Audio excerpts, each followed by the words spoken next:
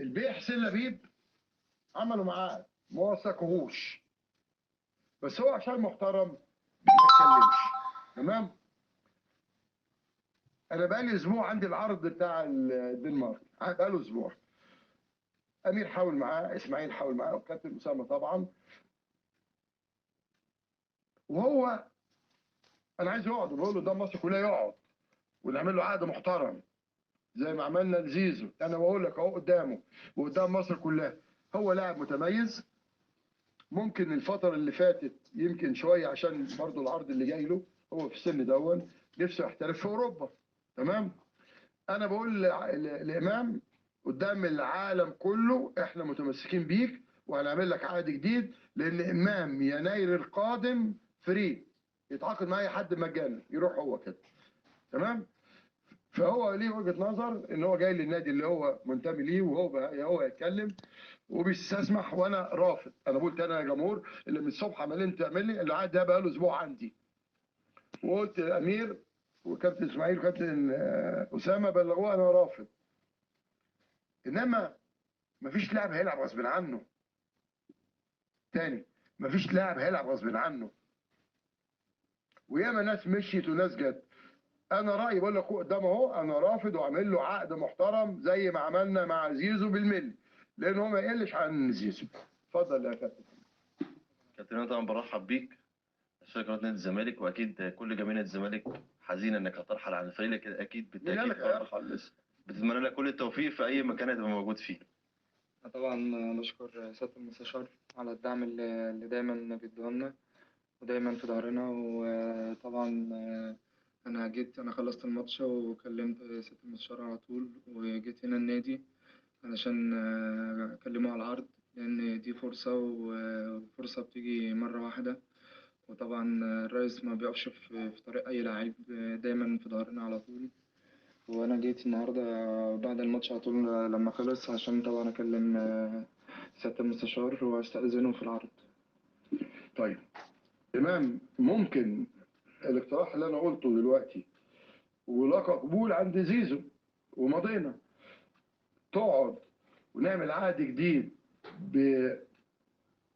بمقابل محترم يليق بيك وموهبتك؟ انا كده يا ريس مش عايز، يعني مش عايز امشي، لان نادي الزمالك اللي انا اتربيت فيه، وانا من صغري، يعني من صغري وانا كان نفسي ومنيت حياتي ان انا العب في نادي الزمالك. هي دي فرصة، والفرصة ما تجيش الا مرة واحدة. وانا زي ما قلت لحضرتك انا تحت امر النادي في اي حاجة النادي هيعوزني فيها انا هكون موجود في اصل النادي. في عيال بيقولوا ايه بقى، اصل النادي ده نادي تبع ملك ياسين منصور. طلعوا ياسين منصور من القصه كلها، لان ياسين منصور اللي بينه وبين محمود الخطيب اسوأ من اللي بينه وبين محمود الخطيب، عشان نجيب من الاخر. تمام.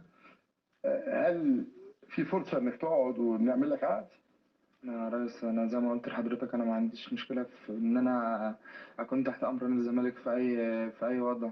بس انا دي فرصه، والفرصه زي ما قلت لحضرتك بتيجي مره واحده. وانا بستأذن حضرتك ان انا عايز احترف وربنا يكرمني ان شاء الله، تبقى خطوه كويسه ليا. وطبعا نادي الزمالك في الاول والاخر ده بيتي. بصوا يا جماعه، جمهور الزمالك انتوا شفتوا اهو قدامكم امام ومصمم بقالي اسبوع عمال ارفض ارفض ارفض. تمام. هو طبعا جاي النهارده لان فاضل 24 ساعه تقريبا ويتقفل باب القيد. طيب انا هسال كابتن اسامه، هل انت عندك مانع؟ عشان دايما انا باخد راي المدير الفني. اتفضل. اتفضل يا كابتن.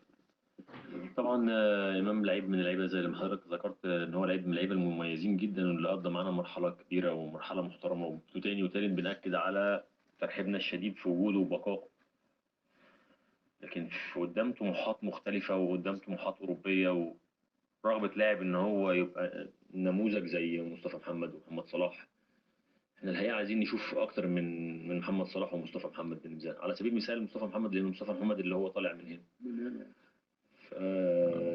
وإمام طبعا عنده الطموح ده، احنا ما نقفش قدام الطموح ده، لان لو بالنسبه لامام كبرت انا فجاه لقيت نفسي بتكلم زي يوسف، فلو يوسف جاله في يوم من الايام حاجه برضو عرض كده محترم وعرض يليق بيه ويليق بنادي الزمالك، طبعا مش هيبقى طموحه هو اللي بيغلب على المصلحه يعني. دلوقتي يا جمهور الزمالك احنا على الهوا، وده امام عاشور بشحمه ولحمه ودمه. وانا بقالي اسبوع رافض، في الاخر قلت لا، الحوار هيبقى على الهوا قدام الناس كلها قدام الجماهير، لان في عيال بتقل ادبها.